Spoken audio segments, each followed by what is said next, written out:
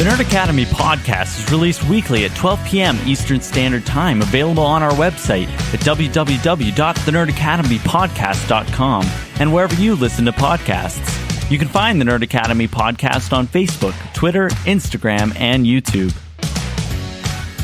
You can also help support the show by going to patreon.com/The Nerd Academy podcast, where every donation allows us to bring you more exciting content every week.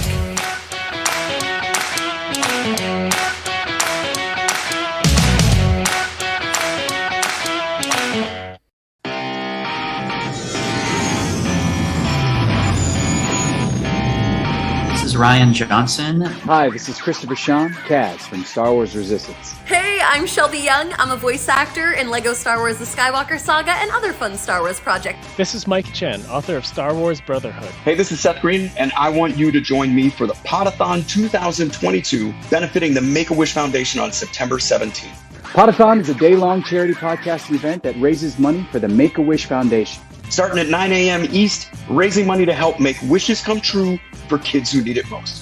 And it's going to be full of awesome shows and really cool guests. And I'll be there hanging out. And hopefully you'll be there hanging out. I'm going to be on there with Octu Radio at 8 p.m.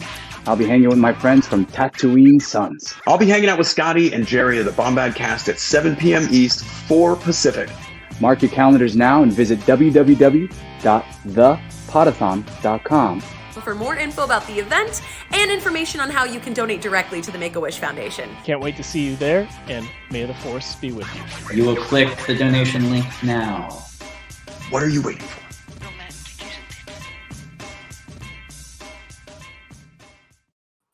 Yes. Good morning, class. Welcome back to the Nerd Academy podcast. Your source.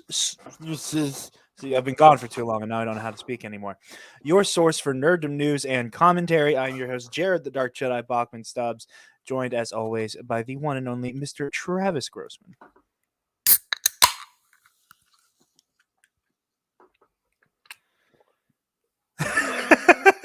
It's been so long that the Baja has become voodoo. To show that time has passed. We've been out of play for a minute. Quickie recap. I have begun the slow process of moving, so that kind of put a hamper on some content at the beginning there. And as you can see, it's not the big, beautiful studio at the moment.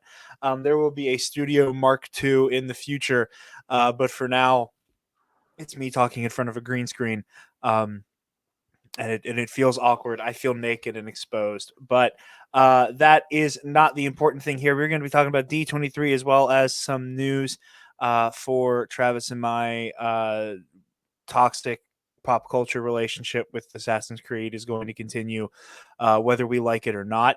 We don't get a say in it because there's samurai now.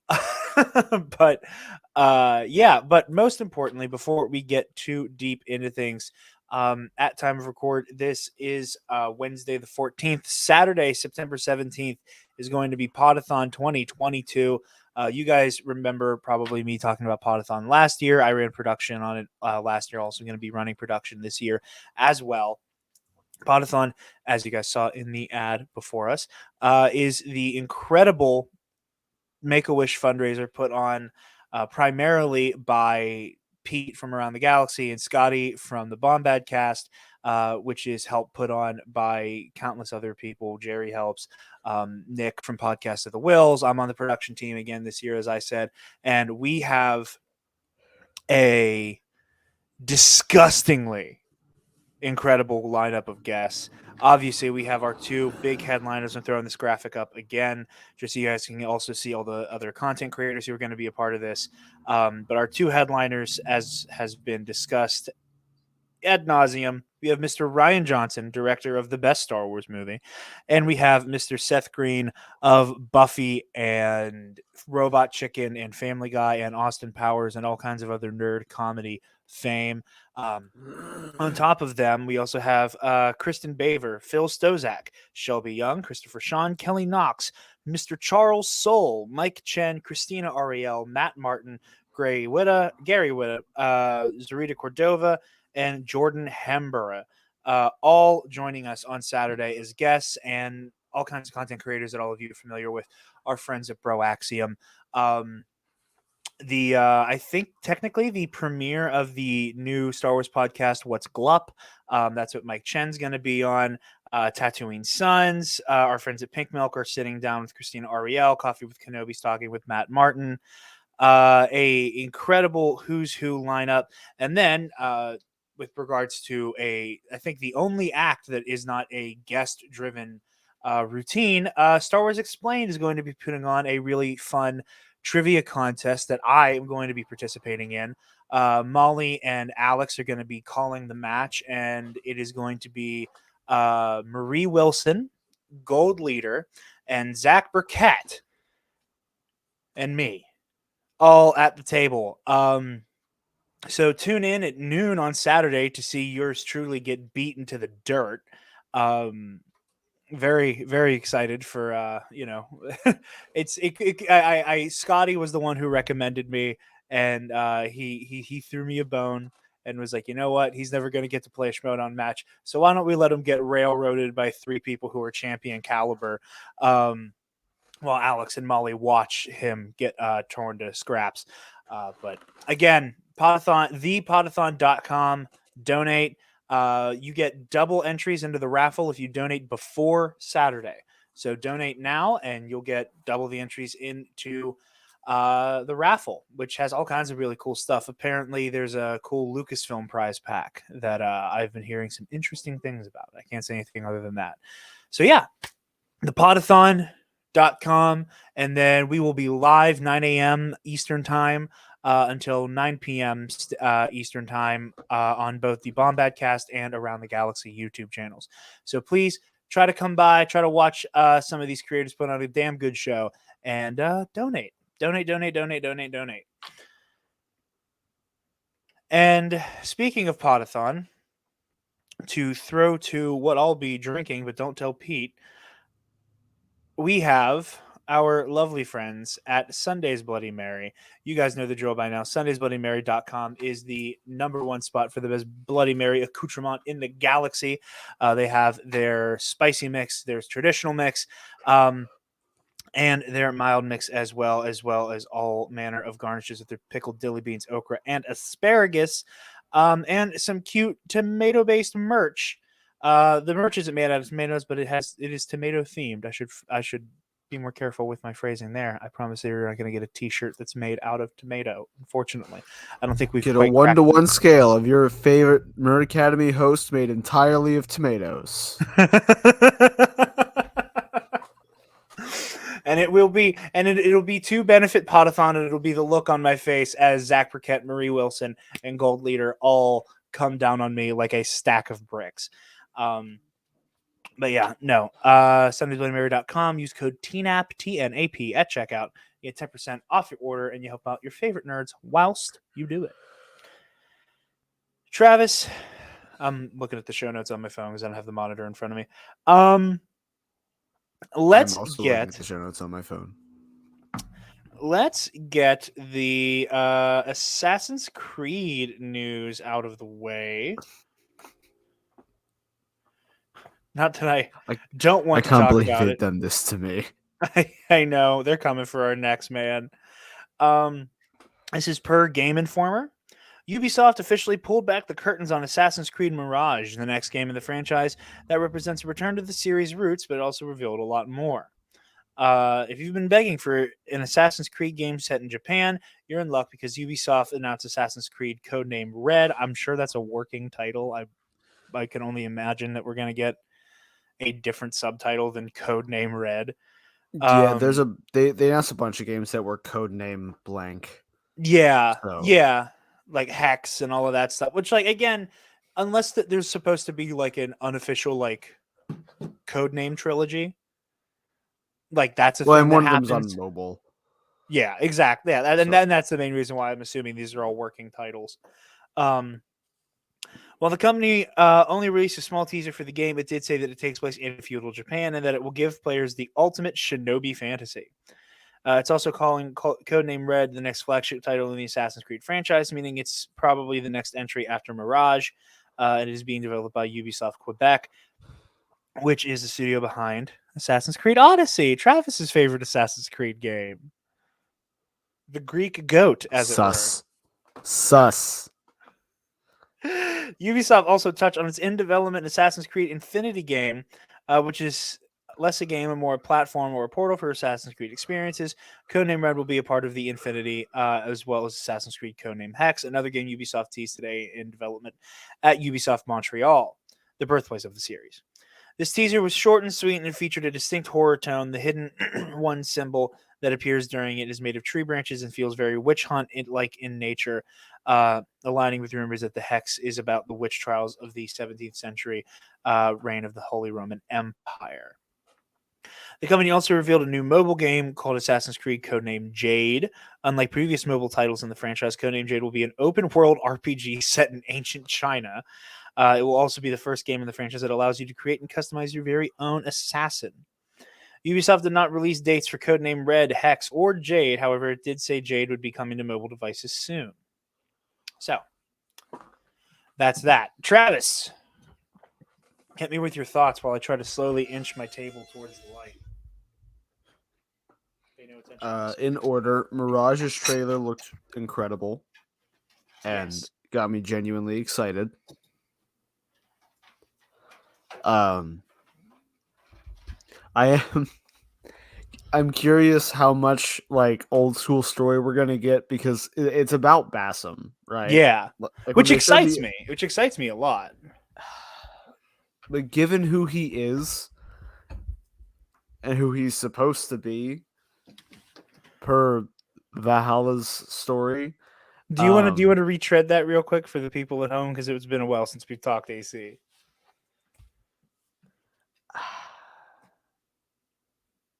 Spoilers for Assassin's Creed Valhalla. Bassam is the literal Norse god Loki reincarnated as a human.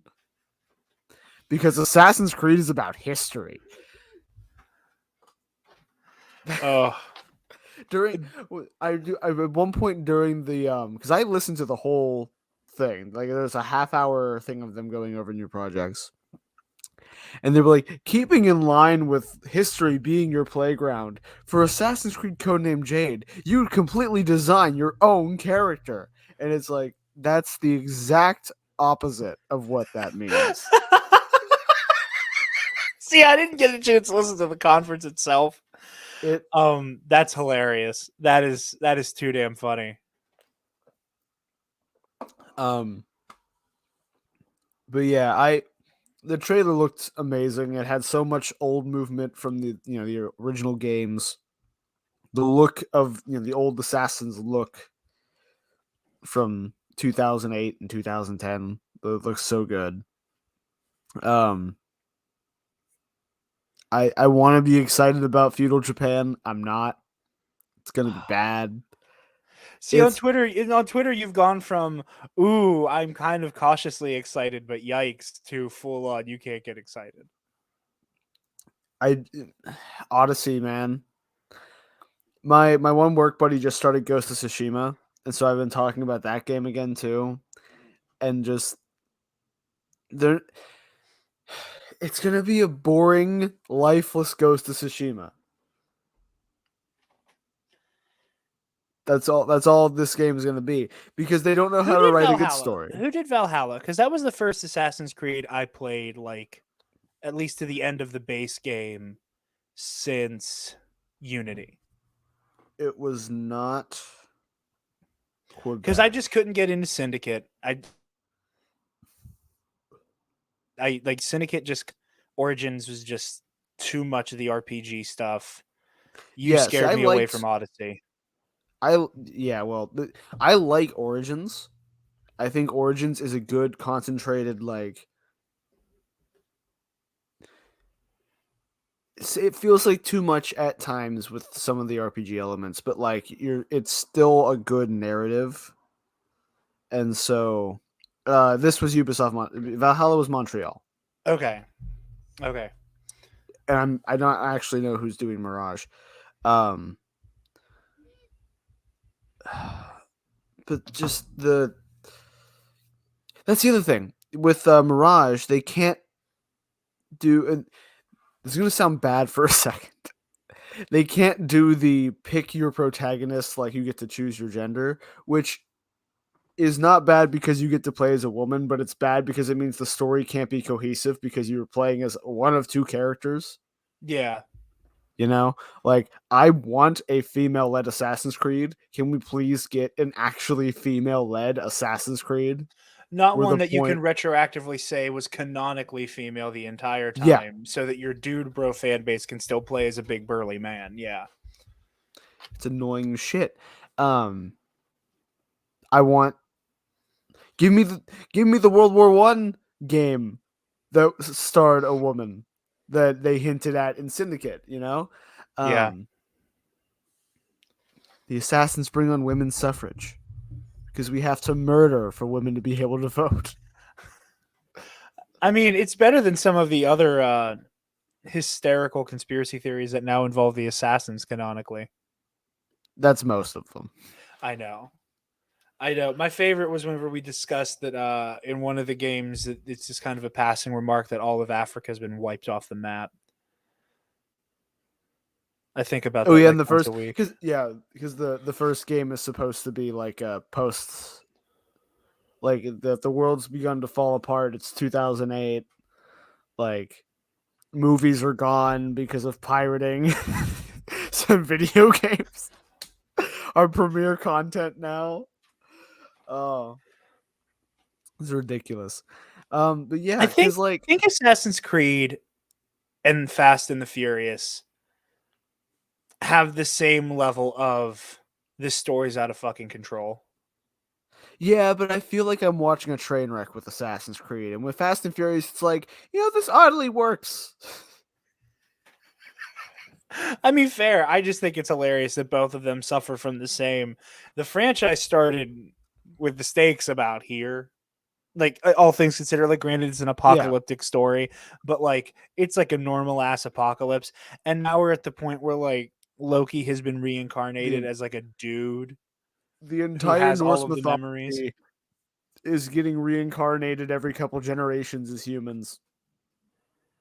With one of them having a grand plan that we don't know what it is. No. Part of his plan was to get woken back up in 2020 or 2018, whenever the game takes place. So, yeah, I'm not excited for Codename Red. I will say the gameplay will probably be a little better than Odyssey. Shut your mouth, you truck. Because like one of the big things about Odyssey is that Greece has hills.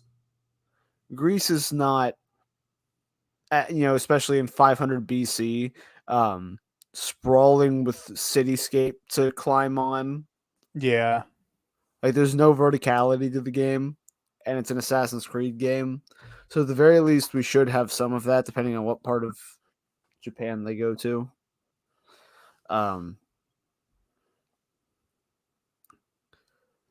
But yeah, I just don't think the story's going to be good because it's Quebec.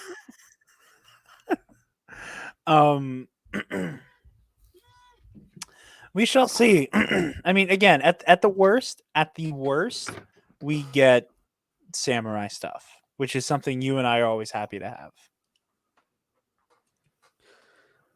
Yeah. At least there's going to be samurai stuff.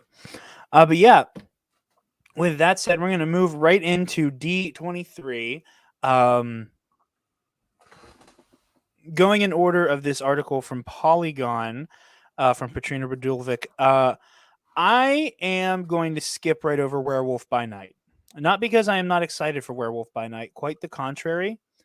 The moment I saw a little bit of that black and white trailer, I made the decision that I am not watching anything about Werewolf by Night until Werewolf by Night comes out. I saw just a snippet, and it was part of the werewolf fighting all of those TVA Minutemen. And I was like, I don't want to know dick about this until I watch it.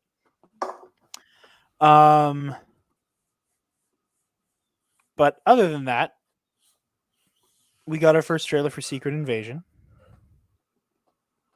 Travis, thoughts?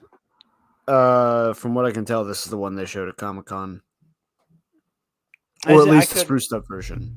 I couldn't remember any of the details from Comic-Con, so I wasn't sure. But I love this A lot of- trailer. Yeah, like I said, I loved what it sounded like we got at Comic-Con, and this is looking to be incredible. I disagree with the MCU is too funny now. Talk online. I am excited to get a more serious project again. Yeah. Just because we've been very lighthearted for a couple months now. Yeah. So Yeah. I mean, the last like really, and obviously there was still like jokes in it, but like the last, I would say, serious, quote unquote, for lack of a better word, MCU project was Multiverse of Madness. I'd say it's been since about then, and most of that's because Multiverse of Madness has so many horror elements. yeah. Yeah, no, I agree with you completely. I love the tone that the trailer's setting. Again, I stand by what I've said before, that I'm going to be a little bit disappointed if Fury wasn't actually at Tony's funeral. Like, I really hope they did a quick switcheroo for some of that. Mhm. But yeah, no, I absolutely love the tone of the trailer. I keep forgetting that Ben Mendelsohn's going to be in it, and I love him. He is so much fun. I love Talos. I love the sound of that man's voice. I am absolutely giddy to have him back. And I am officially locking it in. Rhodey's a Skrull. For how long he's been one, we'll see. But I'm locking it in. Rhodey's a Skrull. I would guess after Endgame, he gets switched out. Do you want to switch him out at Endgame, or do you want to do the true Skrull, oh my god, and Rhodey's been gone for a lot. Rhodey got swapped out after Civil War.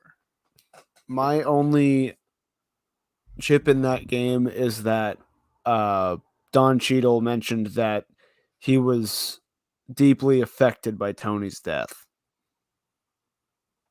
That War Machine was. So that is, to me, if that's the route they're going, that's when he gets crib swapped. Okay. We'll see. My only hesitation with that, like I said, is that because this storyline is supposed to it starts at that big Elektra reveal.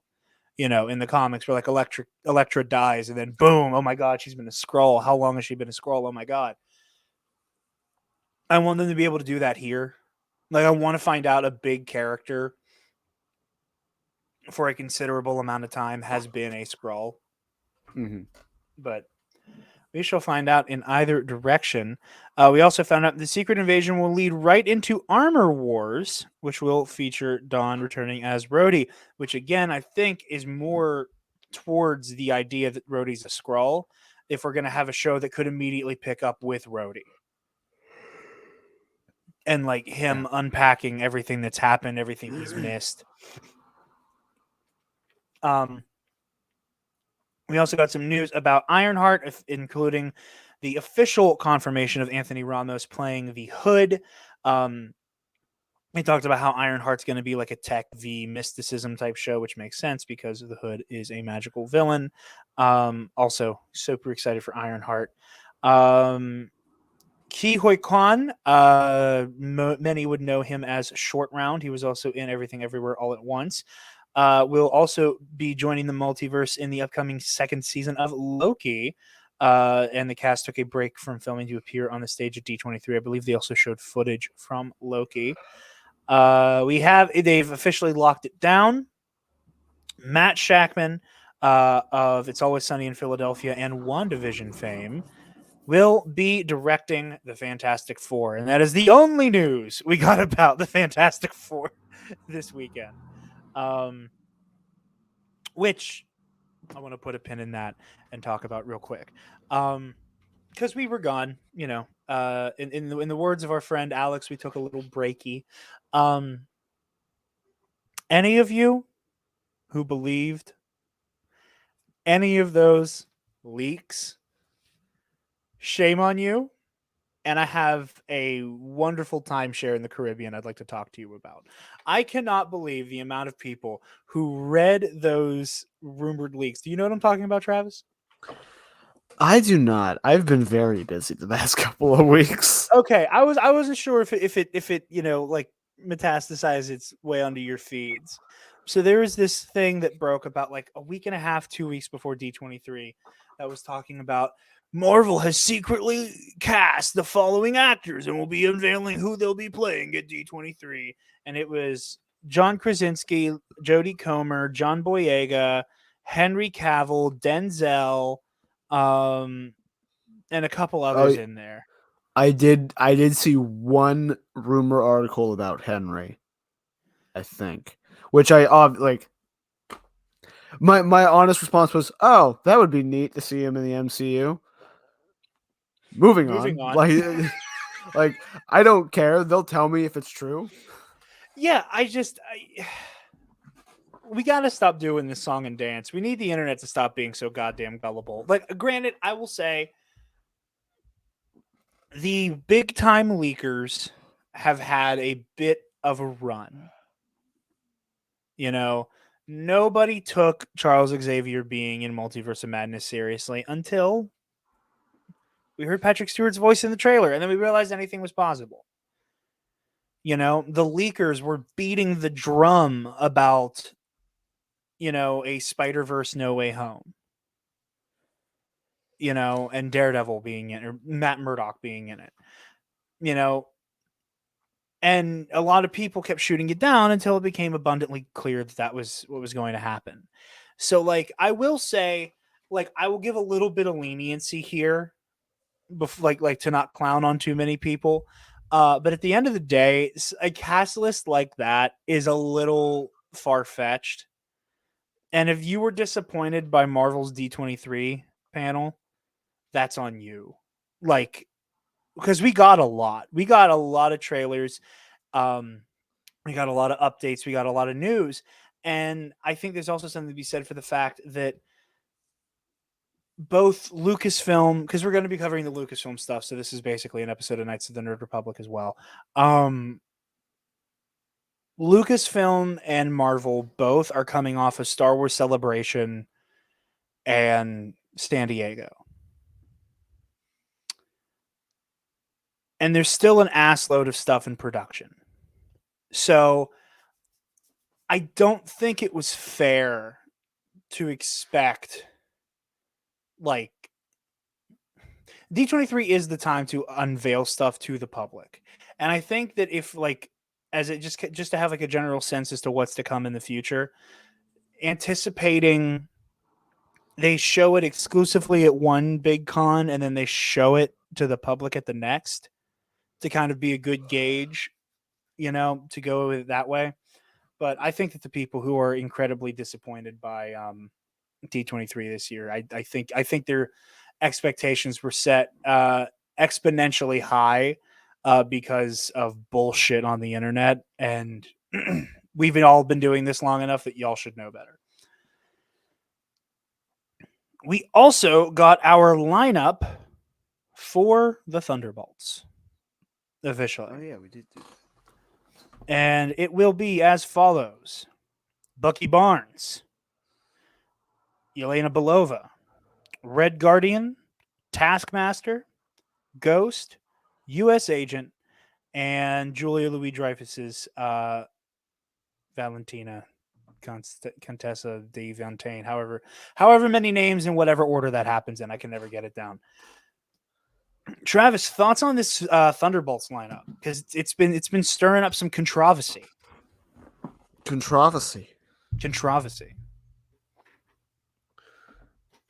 Well, given that this is supposed to be the like villains of the MCU unite to be a Suicide Squad-esque team, I don't know why U.S. Agent's there. He's just strictly a good guy. He's the best guy. He's the Yeah. most heroic hero in the MCU.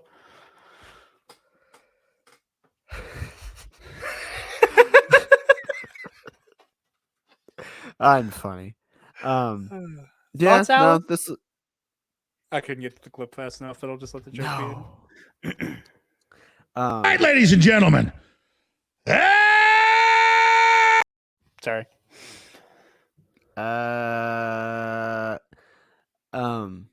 Yeah, I think it looks neat. You know, we're not getting the movie for another year, I think, right? Yeah, roundabout, yeah. I'm sure they'll explain some reason why Bucky's there. I have to imagine it has something to do with the fact that he is still guilty of a lot of war crimes. Technically. I mean, yeah, I don't know. They do say he's been pardoned though. In Falcon and the Winter Soldier. Like he's been pardoned for the shit he did as the Winter Soldier.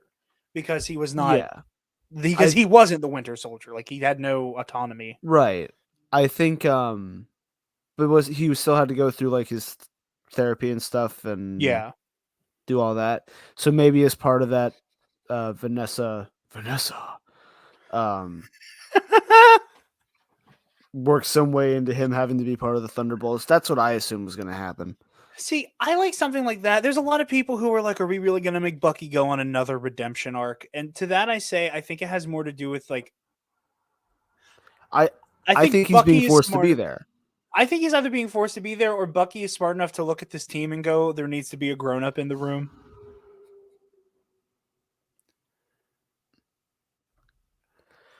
Yeah, like I guess maybe. Like for me, that's what it feels like. That like Bucky's like, I don't want to do this, and I don't want to work with a bunch of people like Taskmaster, like Red Guardian, and like, the other thing is like most of this team isn't villains, which like is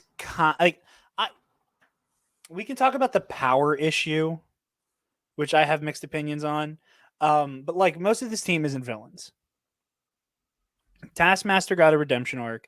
Ghost was super misunderstood. Well, not like a redemption arc, but we see that like Taskmaster, like Bucky, wasn't fully in control. Maybe they'll explore that. Maybe Bucky and Taskmaster will bond in that way. But like Taskmaster wasn't really a villain. Ghost basically had to do what she was doing to not die. Yelena's our new Black Widow and has just been established to be like a morally gray anti-hero, not quite a villain. Walker also, like, he's not a good person. I don't like John Walker as a person, but like in a universe that has Thanos, I have a hard time calling John Walker a villain too. And like Red Guardian also isn't like an overtly sinister person, and then Bucky. So like I have mixed opinions on that front. I know a lot of people wanted Zemo to be there. And again, Zemo, he's an out and out supervillain. Like he's a bad guy. Like he is a bad guy. Understandable motives. But like I don't think trying to actively killing a bunch of people to avenge your family and like I'm stealing high-tech shit to like unghostify myself are comparable. Like there's a lot more blood on Zemo's hands than someone like Ghost or someone like Taskmaster who didn't have a say in what they were doing. So I understand the frustration that there aren't a lot of villains. I've seen people say they want Abomination. Unless we find out that Blonsky's full of shit and She-Hulk, I don't want Abomination on this team. Like let him do his own thing. Let Blonsky like go off and whatever. Again, unless you can find a compelling narrative reason to drag him back into the fray. But yeah. Do you have any other thoughts before I keep rambling to talk about the power differential here? See, I do think that they're going not that he's necessarily full of shit.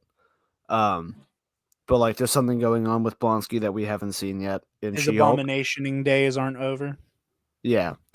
Like there's no other reason to put him back out into the world than to have him Abomination out.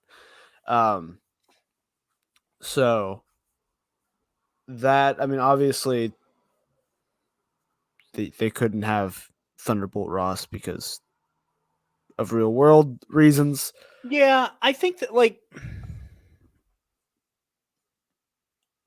I'm not opposed to recasting Ross.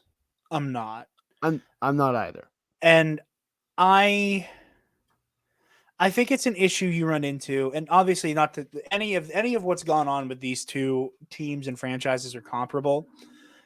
But what we're having go on with the Thunderbolts here is giving me a little bit of like DCEU Justice League. In that, like, you're going to do a Justice League story with Superman not being in 90% of it. Or like, I kind of feel the same way here. Like, you're going to do a Thunderbolts movie without Thunderbolt Ross. Like, the team. It's his team. Like, it's a little weird. It is kind of strange. It's like doing a Justice League movie, but like you're doing a JL, like one of the weird JL teams that didn't have Superman on it. And without Superman being on it, it's basically like not the iconic, Batman, Flash, Wonder Woman, whatever. And who knows? Doing Maybe a Justice League movie where two major end of the DC universe stories have happened, and now they're forming the Justice League. How weird would that be, Jarrett? that would be so How weird. strange. I'm sure it can't be How weirder than weird. I'm sure it can't be worse than 2026 as the Justice League, starring The Rock as Black Adam leading the team. It's gonna happen. Just buckle Don't up. tempt them. Don't give them ideas. The balance of power in the DC universe is changing. But no, so here's my other thing that I have mixed opinions about with this Thunderbolts lineup. I understand the everybody has the same powers except for Ghost complaint. I do disagree with it on a material level, because U.S. Agent, the Winter Soldier, Red Guardian, and Yelena isn't technically even powered, but she still falls under that same, like, super soldier by virtue of skill or powers. She's a super soldier. They all do it differently. Like, you have brawlers, you have, your tanks, you have your, people who can kind of mix and match what they do. My issue is less to do with the powers and more the fact that, like, I wish it were more villains. I wish it was a little bit more Suicide Squad-y, which, granted, like, even in the comics, the Thunderbolts have never gone, like, that I can remember, have never been, like, as made up of irredeemables as the Squad normally is. Like, I don't know. I have mixed opinions about the lineup in context of the Thunderbolts, but I like this group of characters. Yeah. If that makes sense. Like, I'm really, like, Harbor being back as Red Guardian is my number one thing right now. And I even said on Twitter, this is continuing the will I won't I relationship with the Red Guardian cosplay. Which I feel like is only a matter of time until I eventually pull the trigger on it. Yeah, I understand those feelings. I don't have as much ties to this team or these characters. I think, and part of it too is the MCU going out of its way to not have irredeemable villains. Yeah. To a fault, because then you end up accidentally, like, whitewashing characters like Zemo. Which has been another point of contention recently with a lot of Marvel discourse, which is why a lot of people were glad to not see Zemo on this team, which I get, again, I'm split on that, where, like, a lot of people, like, the MCU has done a lot of whitewashing for Zemo to where people, don't quite appreciate the fact that Zemo is in the comics a Nazi. And now over time, because of the movies, people don't think of him as, like, Red Skull's right-hand man. He's just kind of, this goofy family man who dances in the club, like, it's It's very murky territory there with the Zemo stuff. Yeah. I don't know. But- We'll get it in 2023, assuming that Kathleen Kennedy doesn't get fired for the 18th time and we don't lose the MCU. It's on its one more twerk, and I swear to God, the whole thing goes under. One more twerk. They got one more. Before we jump into the Lucasfilm stuff, Travis, how are you feeling about She-Hulk? We'll be doing more She-Hulk talk soon. It's just been, like I said, very busy on my end, and honestly, at this point, crashed a car. Yes, you did. You did. I told that the Goon Squad about that, and just because like I was having a moment of like being like, and obviously not, you were the one who flipped your car. I was just nervous and spooked about it. I told them about it, and I think it was Alden who was like, good on Travis for being smart enough to be like, I'm okay, but. Because I think if you had led with that picture, we all would have been freaking the fuck out. It adapted over time because like my first phone calls led with "I'm okay," Yeah, and then I forget who I texted next,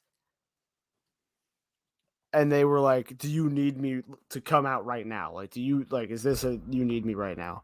I was like, "No, I just wanted to let you know that this happened and I'm okay." And then like over time, it molded to, "I'm okay. I don't need help. Stay where you are. Don't panic." yeah. Yeah, we got it by the time of "Don't panic," but what is the name of the new car? I don't think I caught that yet. So it's still Giuseppe because when I crashed the other one, it had 26,000 miles on it, and this one is the same color and the same make, the same company, and I got it with 27,000 miles on it. So like it's just bigger Giuseppe. Bigger Giuseppe. I like that. I like the movie logic of like it's still you plug the robot's computer into a different robot, Yes, type thing. But how you feeling about She-Hulk so far? I've quite liked it. It feels like in similar to Hawkeye, like I'm watching a comic run in real time. Yeah, And I enjoy that a lot.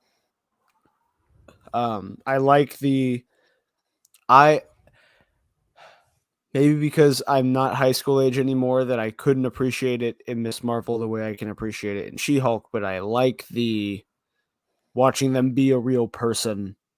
Yeah. Outside of being a hero. And like that's not to say Miss Marvel didn't do it as well. It just It was just different because it was yeah. It is a lived experience thing. Yeah. So I've quite liked it. I have too. I think going off of what you just said, and before I forget this, I remember I was talking to Mitch on Comic Book Cast, and I said this there, and I'll say it again here. Despite Jennifer's powers being incredibly unrelatable and her profession being incredibly unrelatable, she is one of the most relatable MCU characters. Yeah. In 4 episodes than like a lot of people we spent upwards of 10 years with. And I think that that's a testament to the writing, to Tatiana Maslany's performance, everything. But as you were saying. Yeah. I mean, like, also the episodes being shorter. Yeah. They don't have to, like, it lends itself really well to this series. Because we talked about this, the goal is to have 6 hours of television. Yeah. And with one exception before this, every series has done 45 minutes to hour long episodes to fill that 6 hours. So not playing around with your episode length and number feels like a lost tool that no one's been using yet. Yeah. And that like this series probably would, it's already making waves on the internet for starring a woman. Yeah. I would say I think the only Disney Plus show that really played with its length is The Mandalorian. Like that's the only one that has like episodes that are like 20 minutes flat versus like a couple that are almost an hour long. Like that's the only Well, I mean, one. WandaVision does too. But WandaVision is all on the super short end. Like these episodes feel far and away much longer than the WandaVision runtimes, which I like. Like I wish It's about- WandaVision was just slightly longer. They're about 10 minutes longer, I think. Like Yeah. the first they gradually get longer in WandaVision as the show goes on because they start like I think the first episode of WandaVision might only be like 25 minutes. That sounds right. And by the end they're like hour and a half. But being able to just give what essentially amounts to like an issue of a comic book and having like a classic, there's an A plot and a B plot, and the plots have to overlap, and we're kind of making fun of that.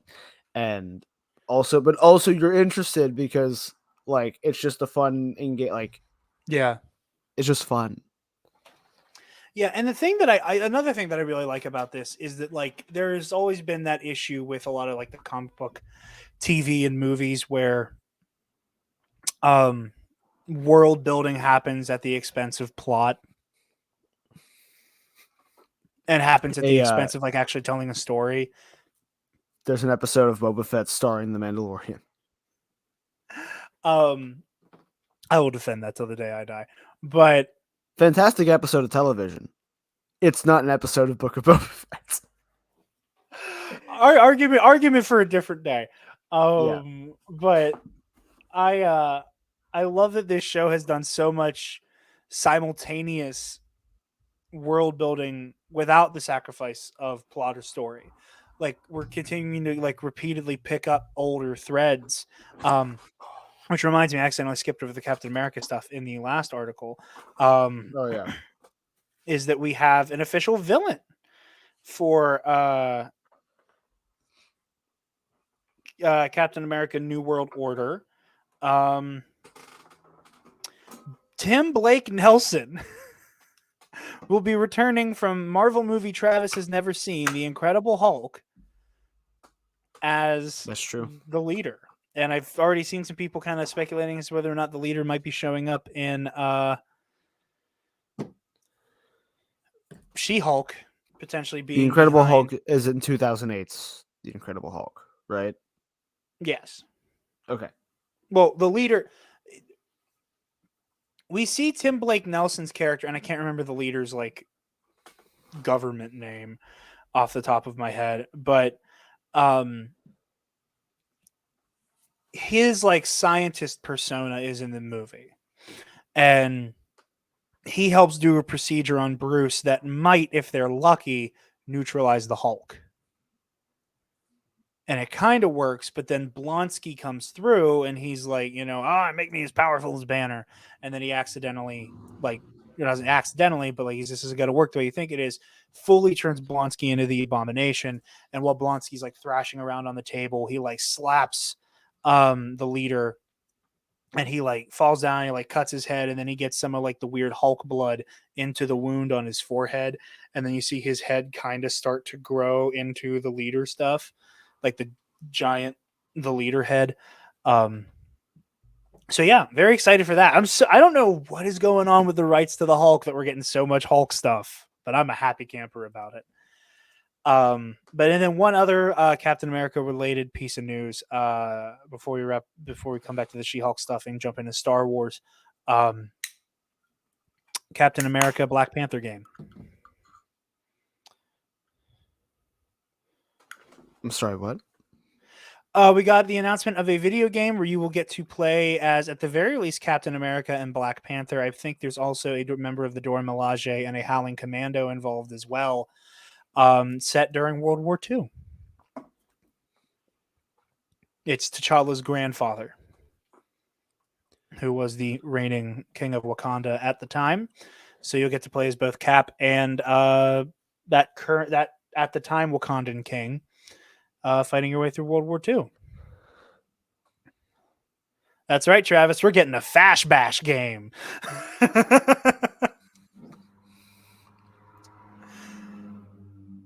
Which is my favorite kind of video game. That's like the 87th video game I have to buy in the next 2 years. Great. Yeah, right?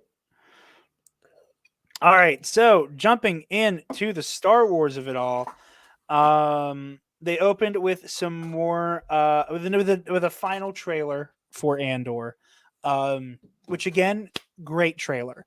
By now, I wouldn't be watching this kind of stuff if it weren't for the fact that I was live with Bombad Cast during the Lucasfilm D23. So had it not been for that, I wouldn't have watched this trailer. But I'm not upset that I did, because it's basically kind of pressing shuffle on the previous trailers with a little extra footage, but not too much. Andor marketing has been perfect.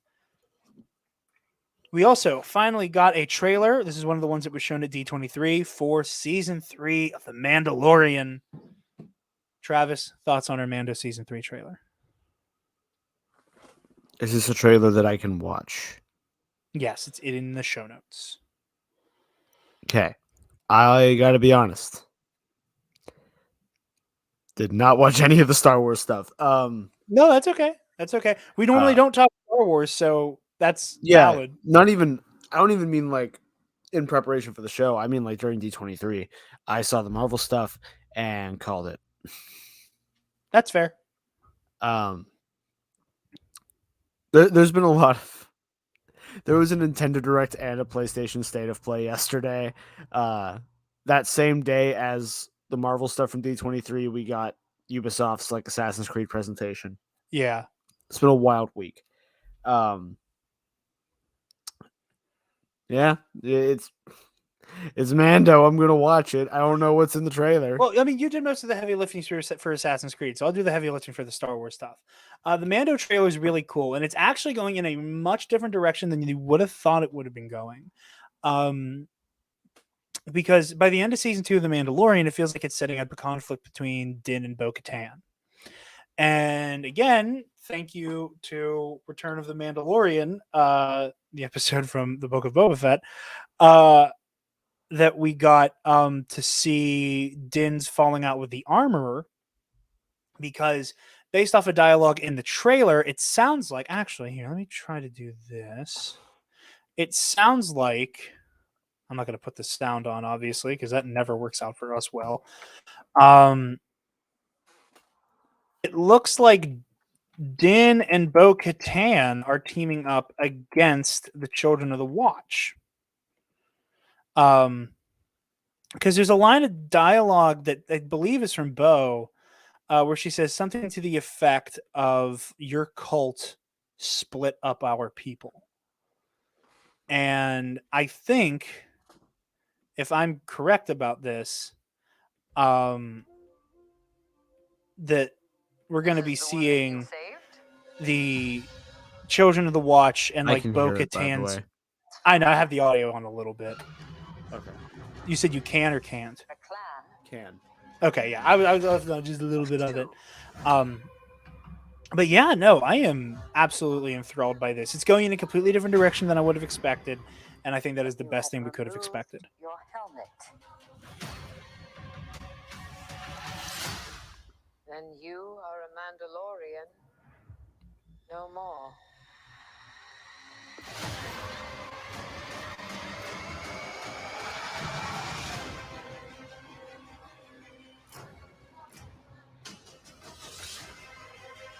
Your cult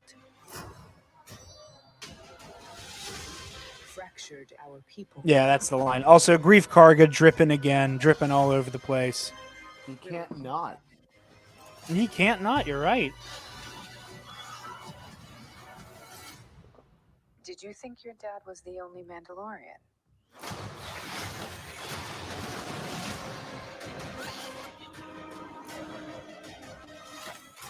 Connor was in there. Got his job back. That's good. Yes. Babu Frick. All right, kid. Hang on. You ready for an adventure?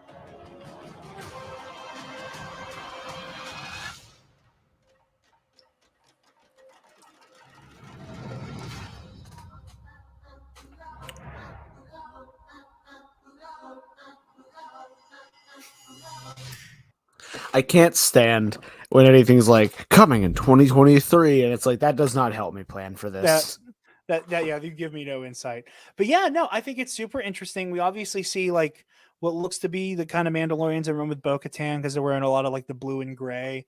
You know, they look Death Watchy, but they're clearly like not Death Watch anymore. But still with that blue color scheme. So it really seems like the Children of the Watch are going to go to blows with Bo-Katan's Mandalorians. What I'm curious about is those Mandos that Din is standing with, like it looks like in the desert. Like there's one with like the bright orange helmet. I'm curious if those are Children of the Watch types or if those are also running with Bo. They don't look like they're actively going after Din, so I can only assume they're friendly. But yeah, no, this season it looks so good already. It occurs to me every time the Mandalorian comes back, every time there's news about the Mandalorian, that it is one of my favorite Star Wars things of all time. Like, I forget every time. Like, in the lead up to season 2 of Mando, I was like, oh yeah, you know, this live action show, you know, there's a little, you know, little baby Yoda's cute and I like him, and you know, ooh, we might see live action Ahsoka, cool. It did not occur to me until watching season 2 when as it was airing, that I was like, I fucking love this. Like, this isn't just it's Star Wars, I'm gonna watch it because I love Star Wars. I'm like, this is like all-time great Star Wars. And yeah, I'm so giddy that it's coming back soon. With whatever's gonna be happening this season. But yeah, there was that. And then the only thing that I think could make me more excited than season 3 of The Mandalorian,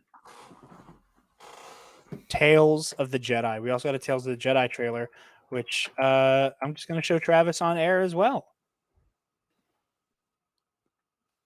So are you familiar with the premise of Tales of the Jedi? Yeah, I remember they announced it recently. Celebration, yeah. At Celebration.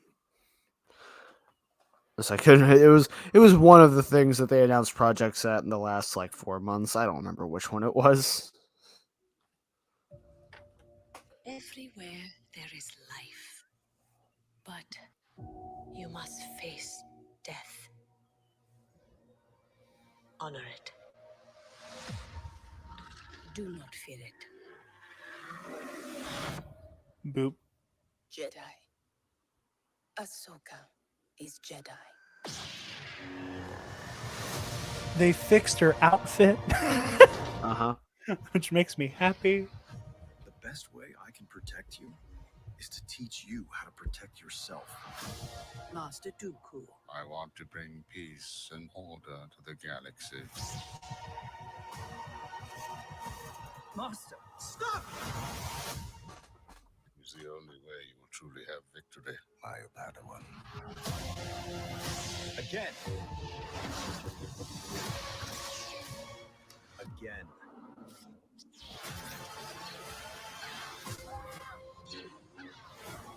Dooku, stand down. Oh, man. I'm tired of fighting. I've been warning them about the coming darkness. Let's hope all that training pays off.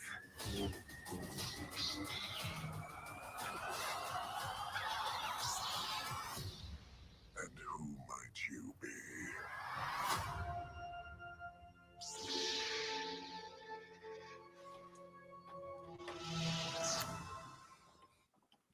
And that is coming out October 26th of this year. Whoa, they gave us a date and didn't just say coming in 2022. And it's dropping. They're doing it like Visions. It's all dropping at once. I like that. Dude. I'll have to take a break from playing Gotham Knights to shit. Watch some of that. I'm gonna let you be the guinea pig on Gotham Knights and let me know if you think I'll like it. Or have you let me know if you think I'll like it. But because the more we see of it, the less and less excited I am, if I'm being honest. But that's a conversation for a different day. Travis, you of all people don't need to be told how excited I am for a story that's going to mostly center on Count Dooku and Qui-Gon Jinn. Yeah. I know what you're about. Dude, do you have any idea? These are one of those, like, and we've done it before, and I want to do one again soon, where we've done like the elevator pitch episodes. These are one of those story ideas that I was like, at best, I'll get this in a novel. But even then, I wouldn't be that comfortable about getting it in a novel because we already kind of did. Because we got flashbacks in Master and Apprentice to Dooku and Qui-Gon. Mm-hmm. And we got all of the novel Dooku Jedi Lost. Well, technically, it's a radio play. But, like, I never would have assumed that at any point in any, like, on-screen media, we get a story about... And I don't want to undercut the Ahsoka stuff at all. But, like, I kind of don't give a damn about the Ahsoka stuff for me. Because, like, cool, we get to see, like, how she joins the Order. And that will inevitably mean we get to see Plo Koon, which is cool. But, like, don't really care. I am interested in seeing her I'm interested in seeing that early moment between her and Anakin. I think that'll be interesting. And obviously there's already been, like, all of these parallels where people are taking, like, that scene where she's doing, like, the flip in the air, deflecting the blaster bolts. It is the same exact, like, choreography as in Clone Wars when Order 66 comes down. She does the same exact thing when she gets sworn by clones. So, like, again, it's like poetry. It rhymes. It's really cool setup. I love that. And then the fight with the Inquisitor is something from the Ahsoka novel. So, like, a lot of that stuff is either stuff that, like, is just going to be cool, like, I don't want to say fluff in terms of, like, oh, it's unnecessary, but it's going to be a lot of cool stuff that will, like, ultimately pad Ahsoka's narrative throughout Star Wars, which is great and cool. And I love that character and I'm excited to see it. What I'm really excited to see is this stuff with Count Dooku. And, like, and again, like I said, with Dooku Jedi Lost, there's a lot of concerns that this is going to retcon a lot of that. I have those concerns as well, but also, like, it's Count Dooku. I just want to see Dooku do stuff. You know, like, spoilers, if you don't want, like, a straight up trailer breakdown that points stuff out, and because, like, sometimes you just got to do trailer discussions more than breakdowns. But, like, if you look in the trailer, that scene where he's confronting Yaddle, which shouts out Yaddle. It looks like that's in the hangar of Palpatine's hideout on Coruscant.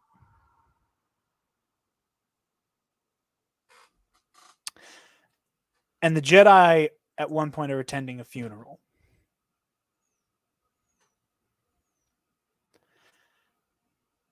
I think Dooku's going to kill Yaddle because Yaddle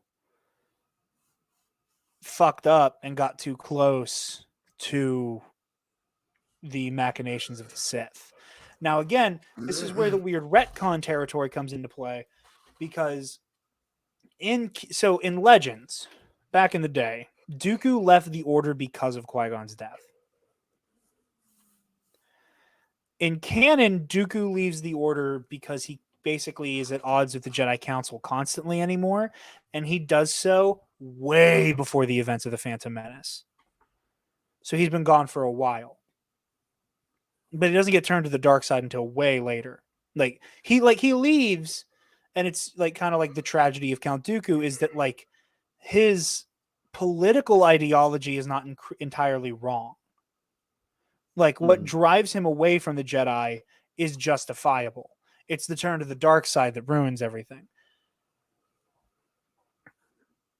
I'm kind of nervous that, like, they're gonna expedite the process of Dooku's turn and maybe even have him turn to the dark side, like after Qui-Gon's dead, or have him leave and turn.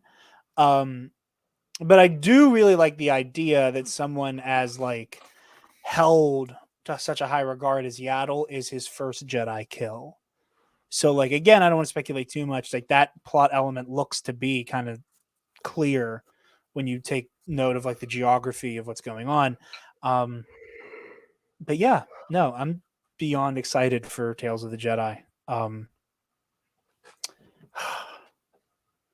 Travis, thoughts on all of that? I've been rambling. In a franchise that has now dedicated itself to only telling stories to fill in holes, not like plot holes, but just fill in gaps in its general timeline. I think doing so with Dooku is a very cool and newer idea. You know, Ahsoka is slowly becoming. I say these things and sound like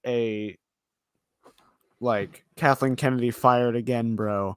So like Ahsoka slowly becomes the main character of Star Wars. It is cool to see other projects, and that's not that I don't like the Ahsoka stuff. It's all great. But, you know, seeing things that are not comparatively the norm. It's why I like Vision so much, right? Like it's just cool different storytelling set to Star Wars.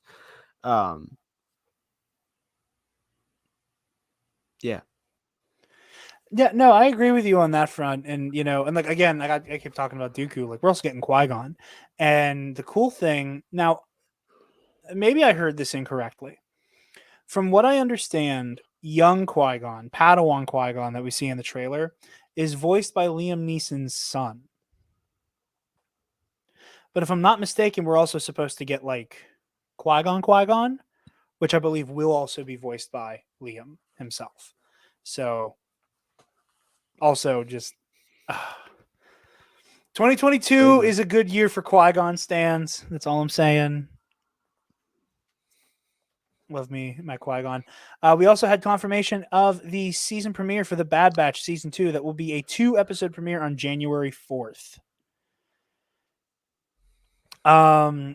We also got a brief look at the Ahsoka show, which was, again, just like another shot from behind of Natasha Lee Burduzzo as Sabine Wren. We also got the official confirmation. Well, we got it was leaked this week per Cinelinx, but we also got confirmation that trying to get his name here so I can say it correctly. Iman Esfandi will be playing the live-action Ezra Bridger in Ahsoka. We do not have a date for Ahsoka yet, but we do know who will be playing Ezra. So yeah, that's all we got for D23 news. We will be back, I think, at this rate. We will. I don't know what we'll be talking about next week. We'll probably do some type of getting caught up on She-Hulk discussion leading into these last few episodes. Obviously, we have Andor next week, which will be exciting. I am no promises. I'm going to try to have Alden on for Andor, at least this first couple episode review, because I believe the premiere is tonight, and he will be in attendance. So whenever Andor is out, I'll be very excited to talk to him about it. But most important thing you guys already know is this Saturday, I'm going to run that ad again.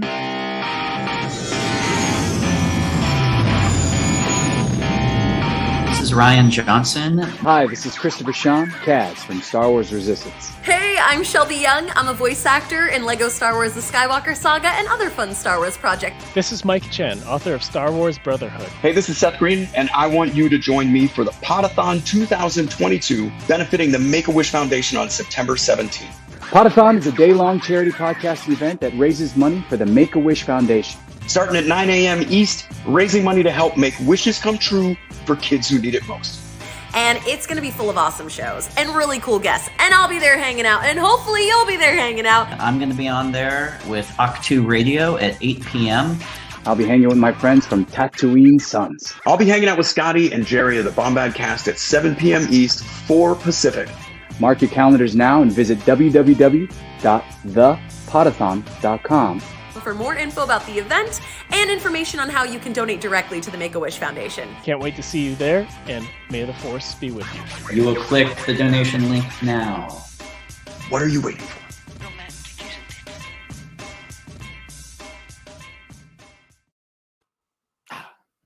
I'm so excited for Podathon this weekend, man. I hope it goes well for you guys. I'm just pumped. Super proud of everybody. Just an absolutely amazing, lineup we have for this event. Proud of Alden, proud of Pete, proud of the Bombad boys. Just super excited, But yeah, like I said, September 17th, Saturday, starting at 9 a.m. Eastern time, we will be live on both Around the Galaxy and Bombad Cast. Doesn't matter which stream you tune into. Both of them will be broadcasting the same thing. Donate. The link will be in the description of both the podcast version of this and the video version on YouTube. So tune in to everything. Please, please, please, please donate. It goes to an amazing cause. So yeah, make this whole event worth it, my friends. Travis, where can the lovely people find you? They can find me on Twitter, Instagram, and TikTok at Travis Political, because I also got semi-TikTok famous in the last month. So you did, and that is so fucking funny. Like, it's so weird. Like, I follow so many people that I'm personal friends with, be it like people I know, like in the physical real world, and like people like I've become like not just people who also have a podcast, but like friends with. I never see when they post shit on TikTok. And like you're one of my best friends on this planet. I never get a notification when you upload a video.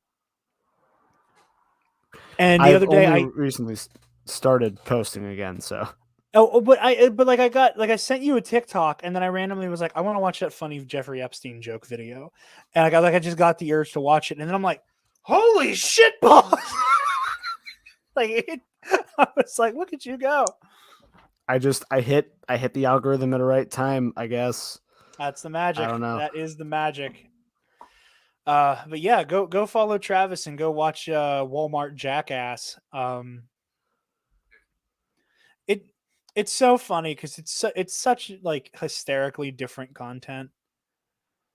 Like I don't think anybody watching you like almost get killed by a forklift on a daily basis would look at that and go, I bet he talks about a lot of entertainment news. But the people here know that you almost get killed by a forklift all the time because you talk about it here too. The Nerd Academy viewers, we're the true fans. We've lost like 5 people in a month. And we're still not allowed to hire more people. No one wants to work anymore, Travis. No one, not a person. I am writing so I also went back to college this month, and I have to take a business writing course, and I'm writing a 20-page paper on why Walmart's fucked. I hope that's the title. Walmart's fucked with 3 U's. It's professional. It's quite professional. New Alex Jones trial started yesterday. Did he also claim that judge was a pedophile goblin? Whatever he called him. So okay. You want to hear some wild shit real quick before we get off the horn here? Go ahead. So the queen dies, right? Yeah. And like the broadcast breaks into all the TVs while I'm at the bar, and I'm like, wow, this is crazy. We're living through another historical moment. And I did what I sometimes I have the thought I often do when big things are happening, but I rarely act on it. This time I acted on it, and I was like, staying on InfoWars right now. So I take out my phone, jump to band.video, open it up, and this is dead ass what happened. Okay, are you ready? How many pedophile cults? I open band.video. He's in the middle of an ad read. He throws to commercial. The commercial is fucking insane. The commercial is basically this long drawn out metaphor about how if there were a horse race between his supplements and other people's supplements, it would be a 3-way tie, but technically he would win because he has the best price. I'm not kidding. He comes back. He shows this like special report by Greg Reese that is basically his whole thing implying that Queen Elizabeth whacked Princess Diana with some nice pedophilia implications to boot. He does another ad read, throws to commercial again, and then he comes back with some lunatic comedian lady who is friends with Nerdrotic. And during that, I found out that Nerdrotic and this chick had recently been on the War Room with Owen Troyer.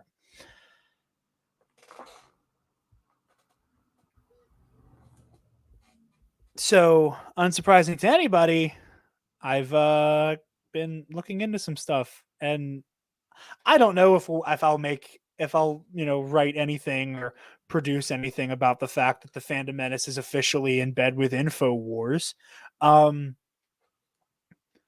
But yeah, I'm sure there's nothing that could go wrong with aligning yourself with the person that during his damages hearing calls the judge live on the air a pedophile troll goblin. I'm sure nothing could go wrong. dude. Well, I know yesterday was the first day of the trial. Norm Pattis is representing Alex. This is in Connecticut. Now, because it's in Connecticut, obviously Alex hasn't been present. He will be eventually. And I think that they're basically going to build like anything to do with Alex to happen at the end of the trial. Yeah. So that they can basically like fly him in. He can be there for whatever he needs to be there for. And then they can give a verdict is what I'm assuming is going to be the plan. But I don't know shit. I don't know shit about shit. So what do I know? During the opening argument, the opening statement, Norm Pattis got like 4 objections during his opening argument. And while doing cross-examination on this FBI agent who was there at Sandy Hook, the judge literally just started screaming at him to stop like his line of questioning. Now, I was at work, so I missed a good bit. There is like the highlight reel, which I hate calling it that, from the Law and Crime YouTube channel that I'm going to watch, so I can see what actually happened to get him screamed at. But it seems like it's going to be just as much of a fuckfest as before. So go listen to Knowledge Fight, everybody. I was starting to get a little dry, I'll tell you what. What was that? So I was starting to dry up on podcasts a little bit, although Bastards has been covering Christopher Columbus the past week. So that's been such a good show. That's been such a good series. Michael Apocalypse Swaim, Warrior. Michael Swaim is just such a good counterbalance to Robert. They have such great chemistry. I love episodes he's on. But yeah, you guys can find me on Twitter and Instagram at DarkJedi2552. Nerd Academy Podcast, Facebook, Twitter, Instagram, YouTube, and our website, www.thenerdacademypodcast.com. You guys know the drill. Thank you to our $10 patrons, Nick Johnson, Paco, a.k.a. Taylor Swift. All right, ladies and gentlemen.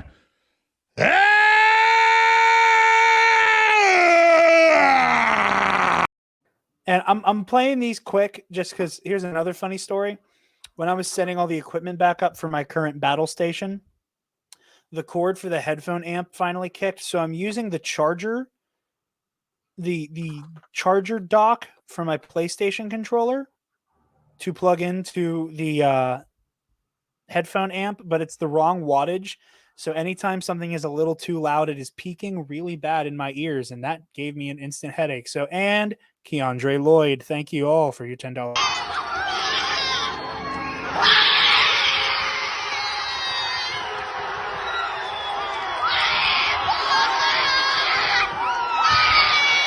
There you go. Let the backflip play. Anyway, guys, thank you all so very much for watching, listening. Be sure to tune in for Podathon. Like I said, I will be live at noon Eastern time with Star Wars Explained, Zach Burkett, Gold Leader, and Marie Wilson for some Star Wars trivia. The more you donate during that segment, the harder the questions will get. So keep that in mind. Anybody who wants to watch me get my ass kicked in by such trivia greats. So yeah, with all that, thank you guys so much for watching and listening, and class dismissed. Stop! Move away from the cookie jar!